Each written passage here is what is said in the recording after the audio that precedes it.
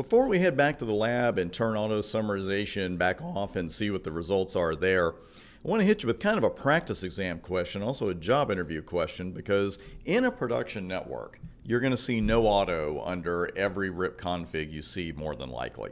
And you put it on even when you don't need it. I do the same thing. It's just router RIP, no auto, because you don't know what's going to happen in the future after you leave, as far as route summarization goes and what they're going to add. But let's say as a job interview question, practice exam question, Cisco exam question, on which of these routers would I absolutely need no auto summary configured in order to resolve the issue we've seen so far? Do I need it on all of them? I'll give you a hint, no.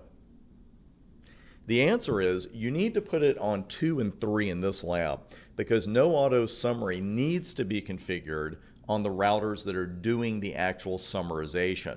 And the reason I'm even asking you this is just to impress on you that the no auto summary command prevents automatic summarization but does not undo it.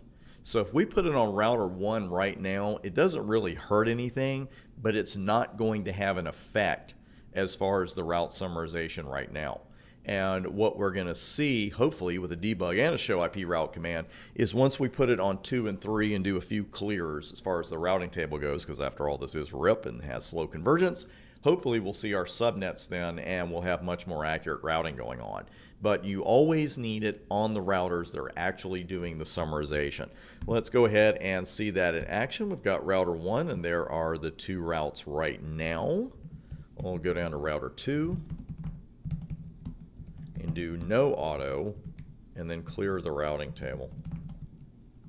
Not 8. Get a little tired sometimes, can't press that shift key all the way down.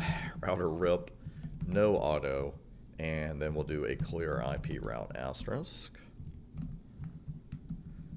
And we'll clear it up here too. We're going to force the heck out of it since this is RIP.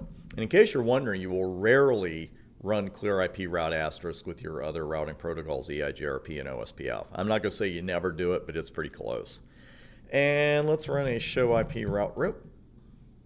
And there we go. That's exactly what we wanted. And again, anytime, practice exam, real world, if you're expecting to see subnets like this with RIP, and instead you see just the unsubnetted major network number, practically guarantee you the problem is that auto summarization has been left on. Also notice that I never did no auto on router 1 because router 1's not doing any automatic summarization right now. I will go ahead just for form's sake and do a no auto there so we have it on all 3 right now.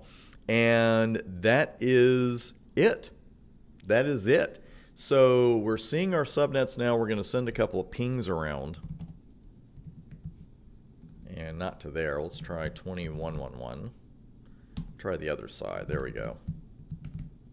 And I believe it was the ones over on router 3 we were pinging before. And you see now they're all going through. And it is a beautiful thing. You've already seen debug IP RIP in action, so I'm not going to run it again here. But instead of seeing the summarized number that we saw before, you would see the individual subnets coming in. So no problem there. So again, you know what to look for. I mean, auto summarization, it's actually easier to fix just by spotting that unsummarized number in the routing table.